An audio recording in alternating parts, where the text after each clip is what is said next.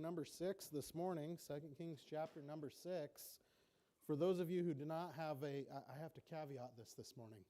For those of you who are not currently in Bible college, who has any idea what we're talking about this morning? You also can't be named Judah because we talked about this already. Sorry, bud. I always spoil it ahead of time so then I can't let him guess because he knows the answer already. That is Elisha. That is definitely Elisha.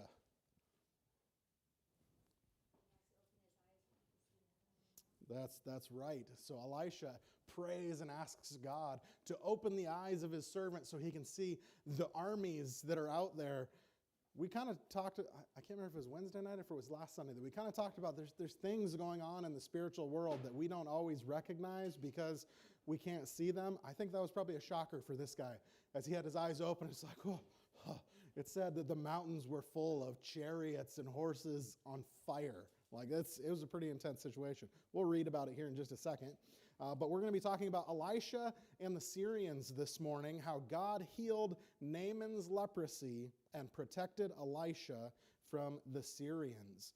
Now, the Syrians at this point in time have showed up a few times throughout Scripture, but most notably, they introduced idols in the book of Judges. You know, idols were something that were constantly a struggle for the people of Israel. They constantly struggled with following God with their whole hearts.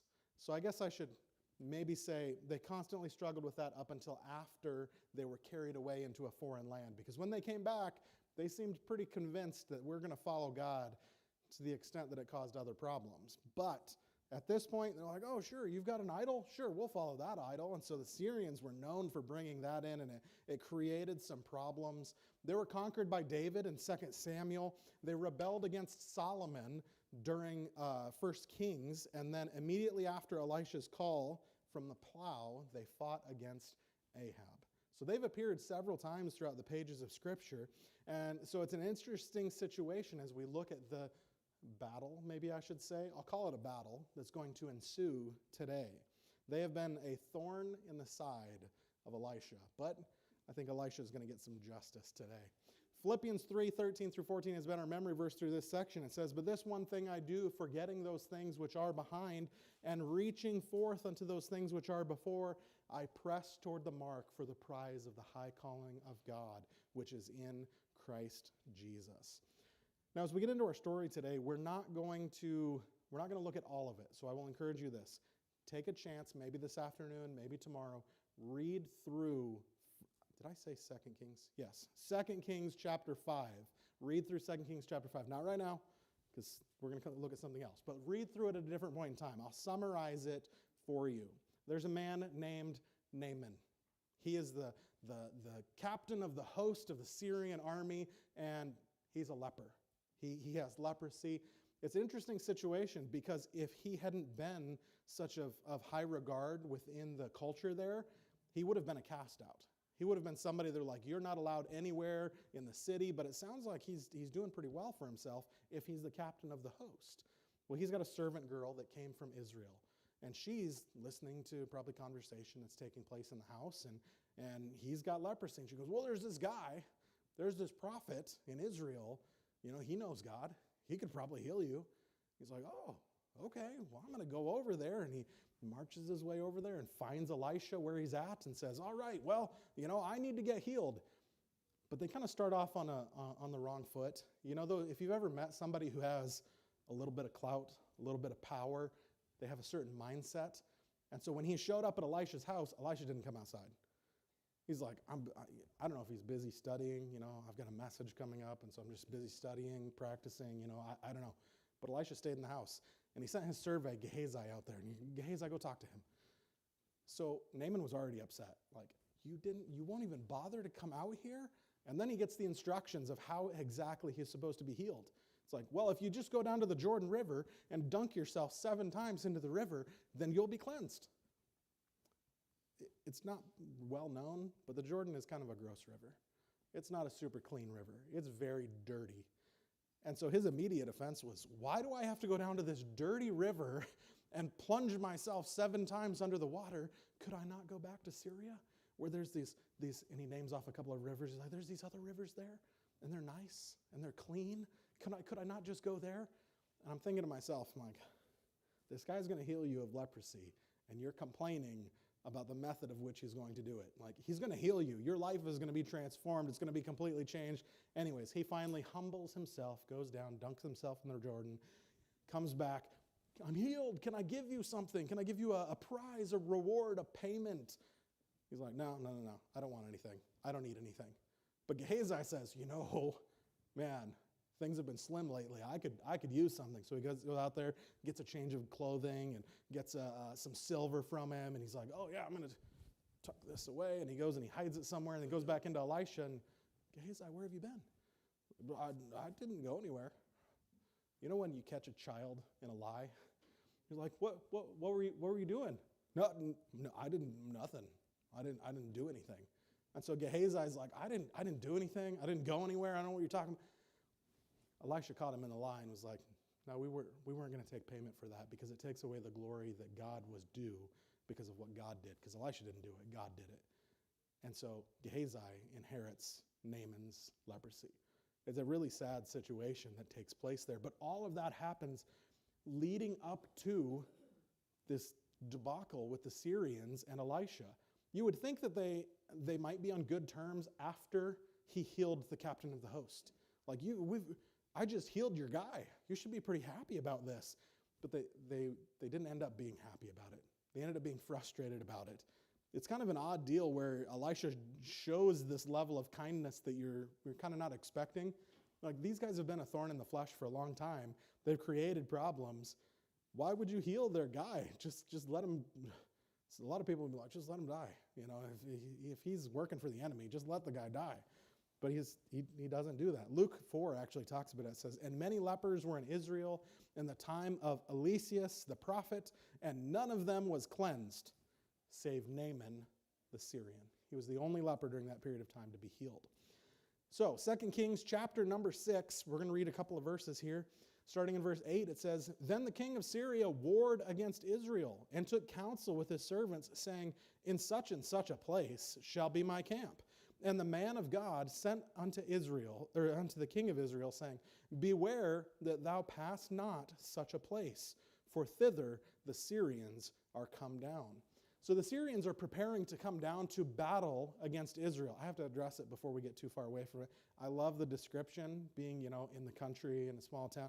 Oh yeah, it's in such and such a place. Doesn't that just sound like a country description of somewhere that you're going? It's such and such a place, it's just out yonder. It's just, you think of all the descriptions that are given. They're like, it's just over there. The Syrians are preparing to come to this place so that they can do battle against Israel. Only God gives a warning. Now think about the things that go into the preparation for a battle. You think about, I've got to make sure that I've got all the right soldiers. I've got to think about the land that we'll be fighting on. What kind of terrain is there going to be? What kind of equipment would we need to bring? What preparations? How long are we going to be gone? How much food do we need to bring for this endeavor? How many soldiers is it going to require to be able to do this? You think about all these things added together to the point where it's like, okay, I need to make all these preparations. And so you almost have an intensity that comes about a person where you're just like already very invested. So they're ready. They're confident. They're going to do war. And God says, hey, by the way, don't go over there. Just don't even go over there. The Syrians are going to be there. So let's just go a different direction. Can you imagine the preparation that goes into something? You're like, man, we're going to cut them off right here. We know exactly where they're going to be camped. Only something happened and they decided not to camp there, and then there's nobody there.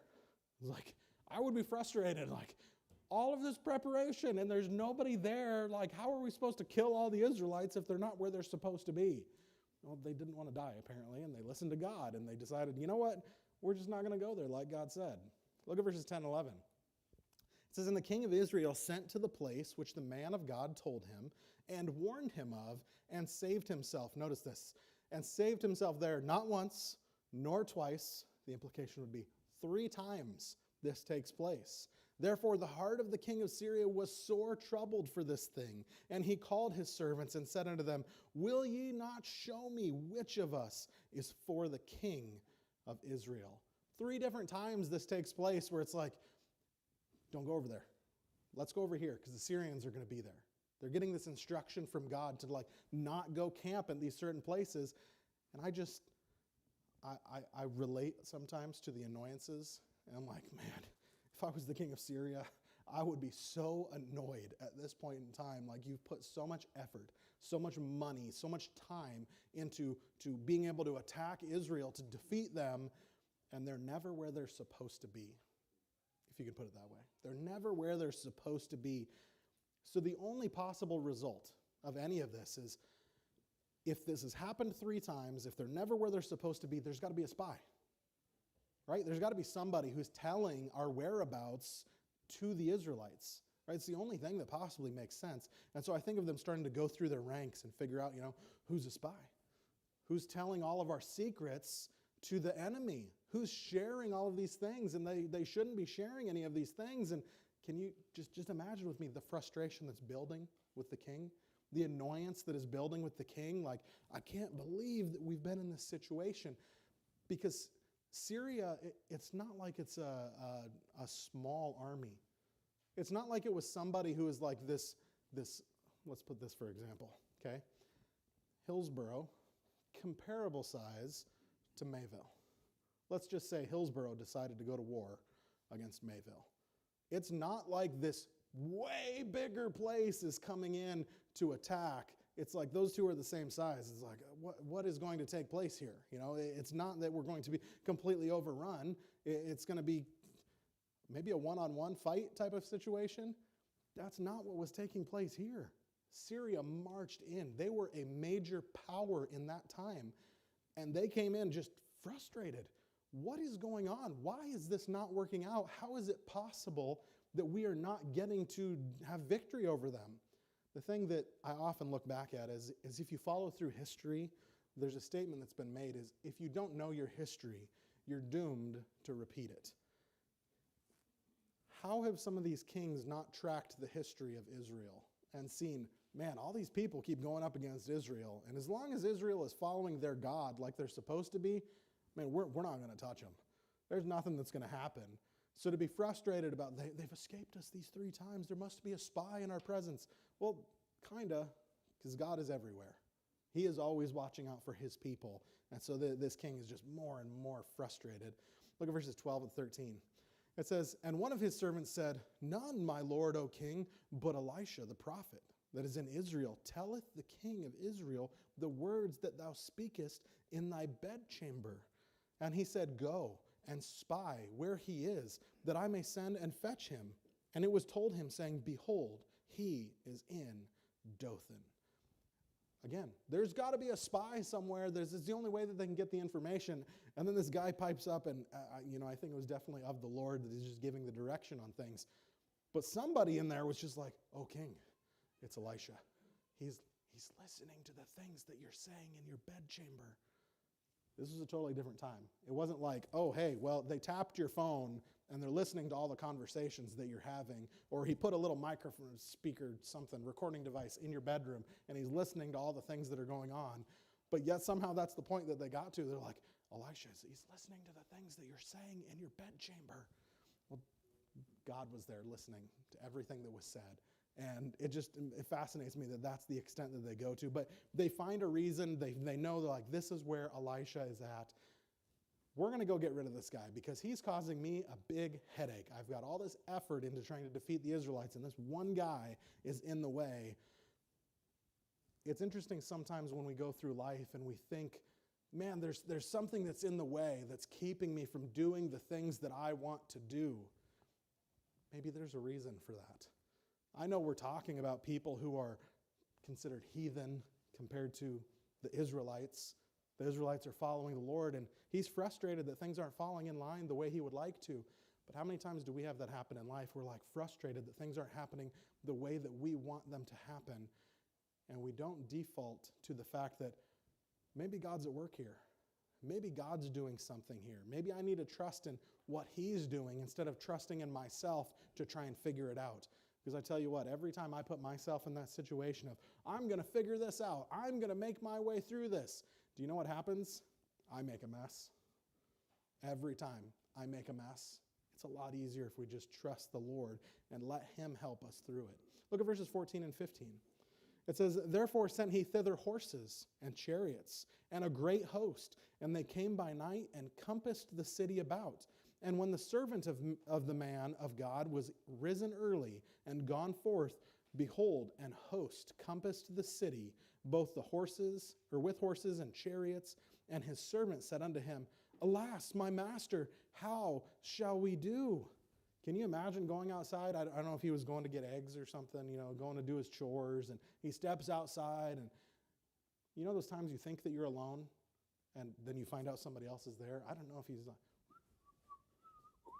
going to check the eggs, or he's going to do the chores or something, and then out of nowhere it's like, there's armies.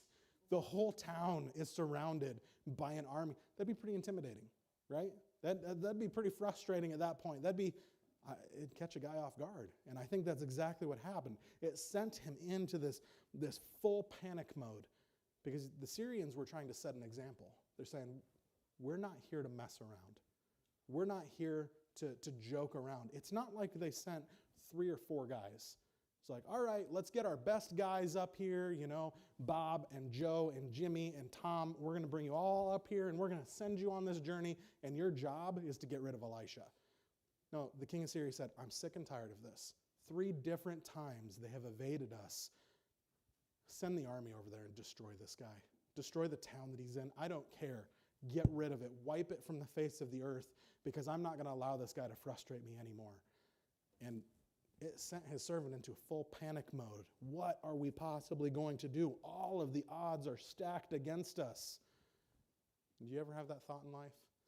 All the odds are stacked against me. What can I possibly do? And you know what we rush to do? Panic button. Panic button. What am I supposed to do? How am I supposed to get through this? And you just get into that stage of, the chicken running around with its head cut off. Just what am I going to do? Breathe. Maybe you should take a moment and just, Lord, this is overwhelming. I don't know what I'm supposed to do. And trust in him. I've told you this before. I can't tell you how many times I've been counseling, and the point has been, can you trust God? Because you really need to. You need to be able to trust him and rest in him, even when we want to go full-blown panic mode, even when we want to freak out, because God has a plan. God is always working in the background. He didn't know that. He had no idea what was going on. He just saw all of the host of the army up there, and, what are we going to do? And panic ensues, and he goes to Elisha. He's like, what am I going to do? Look at the next couple verses. It says, and he answered, fear not, for they that be with us are more than they that be with them. I still think the servant was probably panicking at this point. Even listening to Elisha talk, there's more on our side than there's on their side. Elisha, was there something in your coffee this morning? Are you not getting this? Like there's a whole host of army out there that is going to get us. Look at verse 17. This is where I got the picture from. And Elisha prayed and said, Lord, I pray thee, open his eyes that he may see. And the Lord opened the eyes of the young man, and he saw, and behold, the mountain was full of horses and chariots of fire round about Elisha. Do you know what his answer was for this servant that was freaking out? Not only trust in the Lord, but fear not. Fear not. That phrase, fear not, it's given 62 times in the pages of Scripture. Fear not. You know what that tells me? We're a people that are driven to fear. We're a people that are easily fallen into fear. And that's only 62 times with that. Fear not. That's kind of a comforting phrase, though.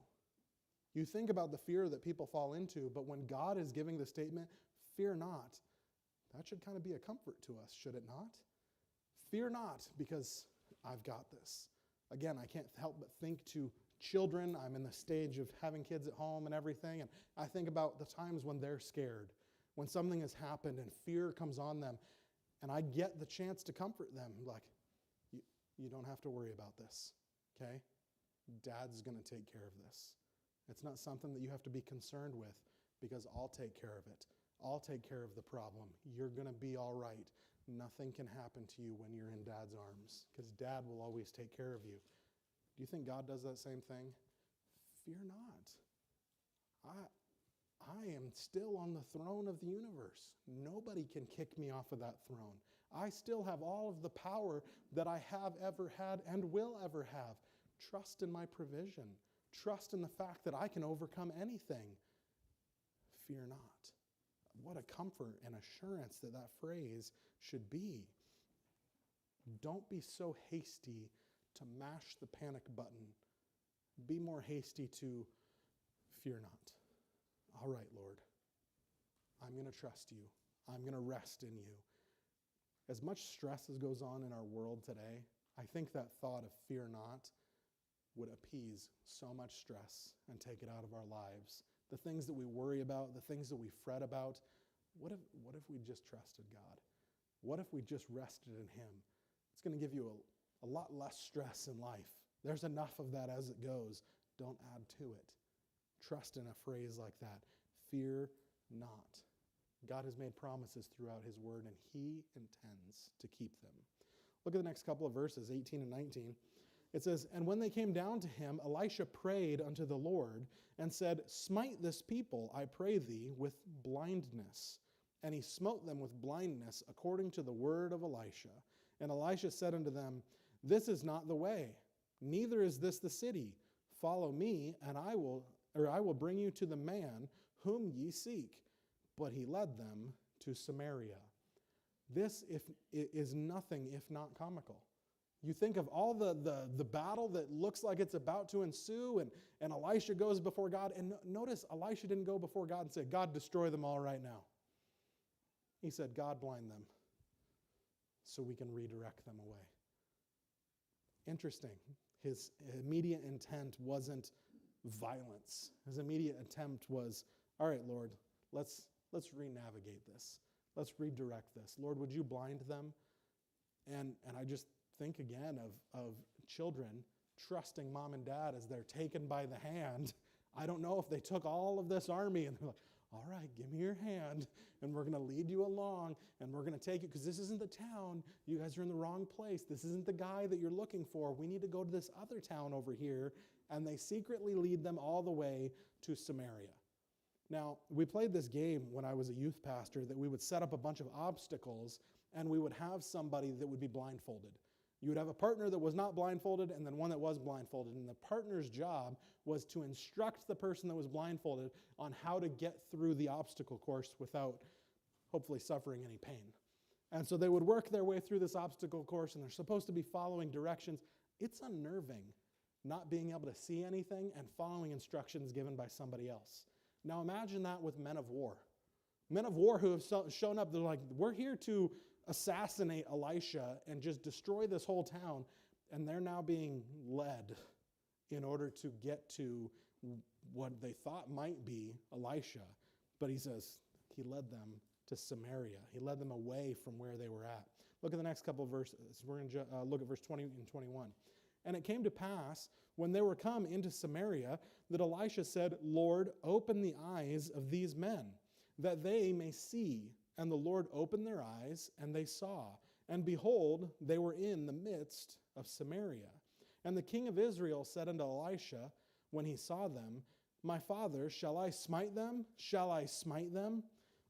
When the Syrians had made plans to find Elisha, or to get Elisha, Elisha didn't do to them what they were planning on doing to him. He led them away. It's interesting how many people, if you've heard this phrase before, you live by the sword and you die by the sword. Elisha wasn't going to do that. He wasn't going to go to that extent. He wasn't going to fight fire with fire. He was going to, all right, we're just going to lead them away. Now, why? I don't know.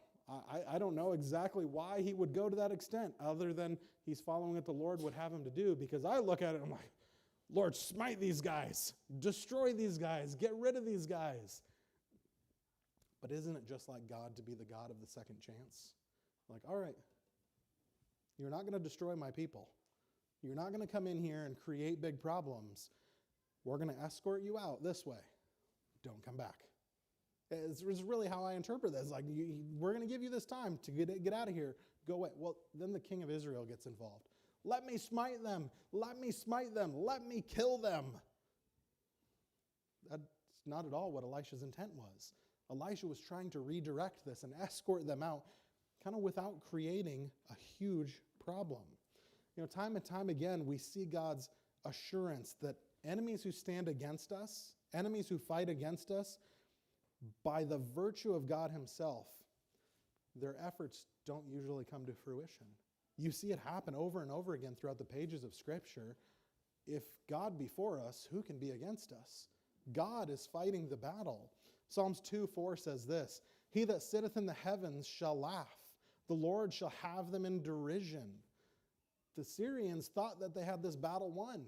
We've got this little town surrounded. They can't do anything against us, only to be blinded and led away to the town of Samaria. Verse 22 and 23 say this, "And he answered, Thou shalt not smite them. Wouldst thou smite those whom thou hast taken captive with the sword and with thy bow?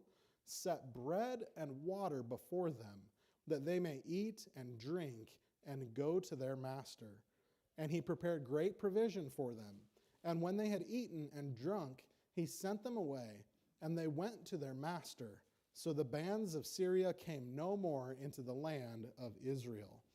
It's such a weird scenario to watch all of this unfold. But I tell you what, I think the guys of Syria were probably very concerned with what's going on as these events unfolded, because they'd been led away. They went to this other town, and now they're like, "Oh, by the way, let's just go ahead and kill them." No, you can't kill them. You make them lunch.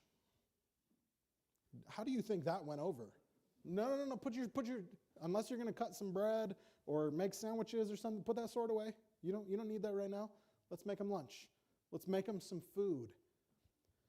Isn't it always fascinating to see somebody who has been wholly given to the fact that they're going to treat others like Jesus treated them?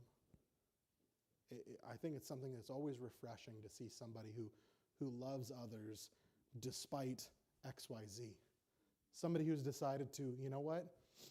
I still care for you. I still love you. He didn't let them destroy anybody. He's like, I'm not going to let you do wrong. I'm not going to let you do evil, but it doesn't mean that I have to be evil. It doesn't mean that I have to do wrong. Let's go ahead and give them a lunch. Let's go ahead and give them some food. It's just such an odd set of verses that we would look at it and be like, what in the world is going on? Why in the world would they be led over here and have some... They're treating them with kindness. What a refreshing thing that would be in our world today, to see more people treat others with kindness. And maybe I would even use the word dignity. To use dignity when you deal with people today. It's things that just don't happen as much anymore, and it's a sad thing. We've been going through the book of John for the last several months, and I was telling my wife this week, I feel like I've just been preaching over and over and over again. We are to love others. We are to love them through things. We are to love them and be willing to say the hard things. We are to love them and to be kind to them. And I feel like my own word, it's odd as a preacher sometimes. You would think, oh, I'm thinking of a message that somebody else preached, and then the Lord uses a message that I preached. So don't think that you're just sitting there hearing something heavy and, man, preacher's being mean or something. It's like, no. It hits me just as hard many times as it can hit the congregation. And I thought about that this week over and over again. I'm like, look at what they're doing. They didn't create this huge... There's times where people had to be destroyed, but it wasn't this time. They treated them with kindness, and I think that's just as powerful of a statement as going out and flexing your military might. Chapter 7, verses 1 and 2 say this. Then Elisha said, Hear ye the word of the Lord. Thus saith the Lord, Tomorrow about this time shall a measure of fine flour be sold for a shekel, and 2 measures of barley for a shekel, in the gate of Samaria. Then a lord on whose hand the king leaned answered the man of God and said, Behold, if the Lord would make windows in heaven, might this thing be? And he said, Behold, thou shalt see it with thine eyes, but shall not eat thereof. God can help to avoid problems. You watched as the Israelites escaped several times from the hand of the Syrians. We saw how in the end, They were led blindly over to Samaria. They were given food and they were led away. And it says that the Syrians left for a while. They did end up coming back at some point and creating a battle that brought forth a famine to the point where things were very, very difficult during this period of time. And so Elisha is prophesying to them, tomorrow things are going to get better. Tomorrow you're going to see that, what did he say? That tomorrow about this time shall a measure of fine flour be sold for a shekel, and 2 measures of barley for a shekel in the gate of Samaria. Those were cheap.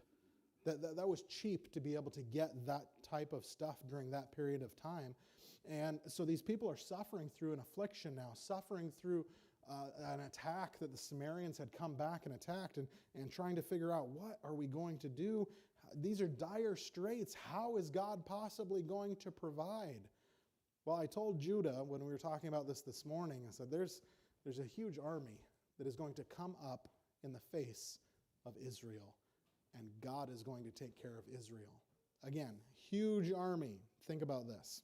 Look at verses 3 and 4. It says, and there were 4 leprous men at the entering in of the gate, and they said one to another, why sit we here until we die? If we say we will enter into the city, then the famine is in the city, and we shall die there. And if we sit still here, we die also.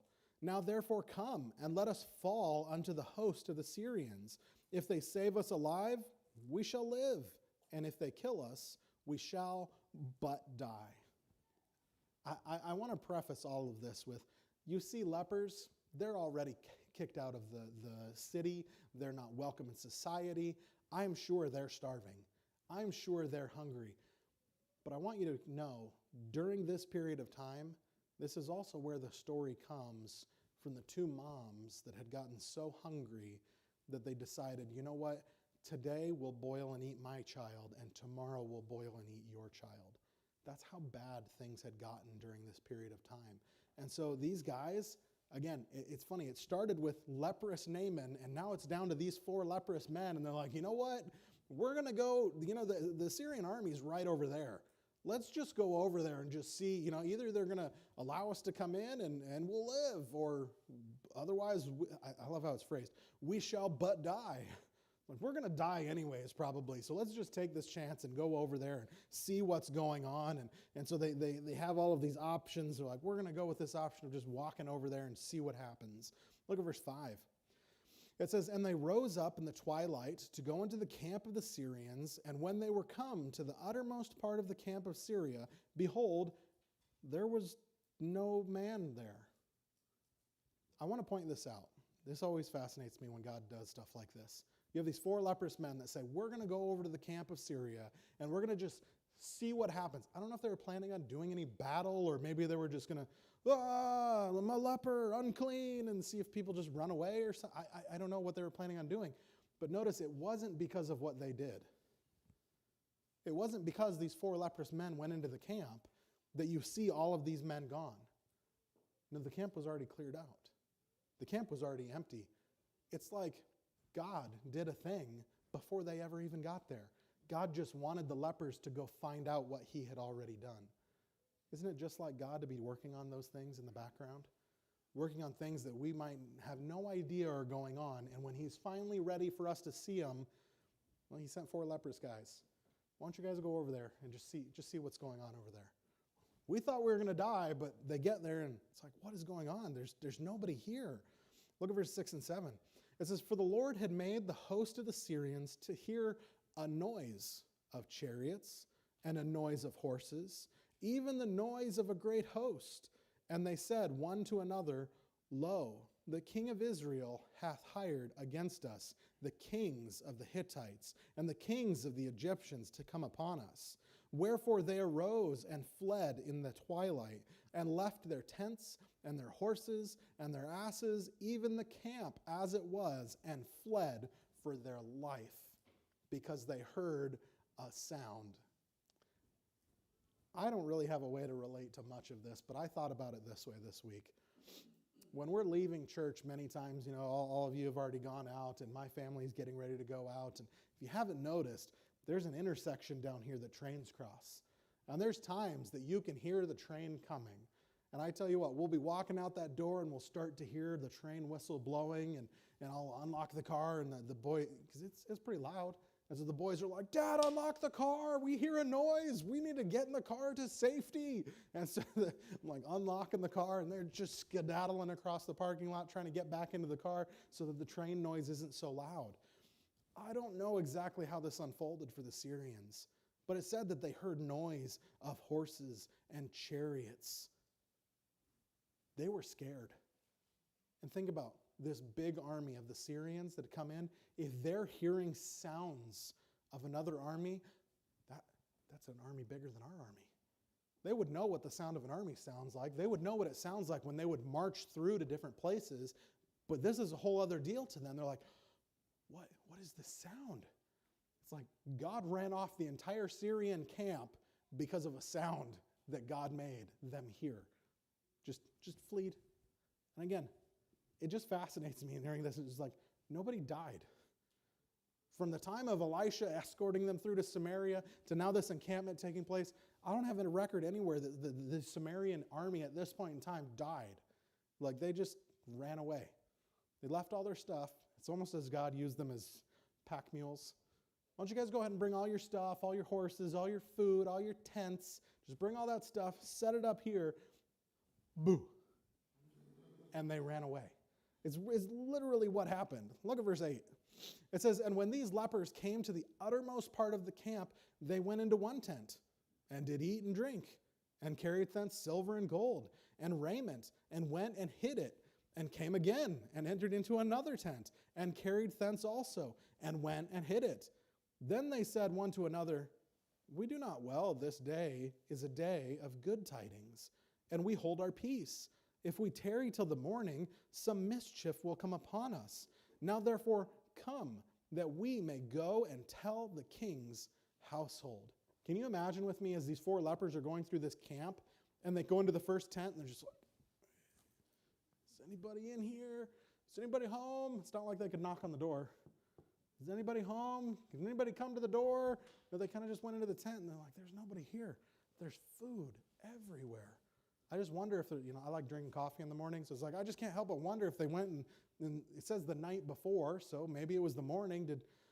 I don't know, was there hot coffee sitting on the tables? Like, these guys just booked it and got rid of it. They didn't even finish their hot coffee or something. But these guys are so starving that they went in there and just, can you imagine? Just, like, they're just like, there's food, we're going to eat. And then they eat, and then they like, oh, there's gold and silver. Let's go hide some of that gold and silver. Then they go to the next tent. Maybe that tent had, better food in it. They're just stuffing their face when they finally get to a point where they're like, it's not right of us just to sit here and hoard all of this to ourselves. We need to go tell the king that all of this has taken place.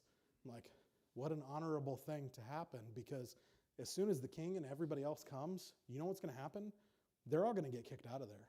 Like, lepers aren't allowed to be here. You're unclean. Get out of here. But they said, it's not right of us to just sit here and hoard all of this to ourselves. We can share the victory. You know what I think of sometimes? Maybe a silly example, but I think of those who have had something take place in their life, and they're praying about it, and maybe God answers. Maybe God does something phenomenal. And you know what they do? They keep it to themselves. Like, I'm just going to live this private life. Nobody needs to know. How can we share in the victory if you keep the victory to yourself? Because I want to testify, my God answered this prayer. My God did this, whether I had any benefit from it or not. My God did an awesome thing. I'm going to share it with you. Can I share something awesome with you? We've been praying for the last couple of weeks for Terry Huffman, who had open heart surgery this last Friday. And you know what? I got a call Friday afternoon. She came out of surgery. Everything went great. She's breathing on her own. The doctor said the surgery went wonderful. And you know what I did at that point? I said, boys, come here. And they all came running. We'd been praying several times throughout Friday for her surgery. And the boys came up and I'm like, guys, Miss Terry is doing well. Let's pray. Let's thank God for what he's done. It didn't benefit me at all. Doesn't benefit me whatsoever. I love Miss Terry. She's a great gal. But it wasn't my family. It wasn't my grandma. She's not even part of our church. But you know what I got to do? God, thank you that you healed this lady, that you allowed the surgery to go well. Praise the Lord. I got to participate in the victory. It was shared with me. Can I challenge you? When God does something awesome, share the victory with others. We all trust in Him. We all rest in Him. Can we not all rejoice in Him together? What a wonderful thing that we can have the opportunity to do. God provided for Elisha. God provided for the Israelites, protected them, kept them safe as this Syrian assault was attempted to be made. But you know what happened in the end? They trusted God. They rested in Him. They relied on Him. And they got to watch the victory take place. Can I challenge you this week? Trust in God. Rest in God. And when the victory comes, rejoice in Him. Let's pray.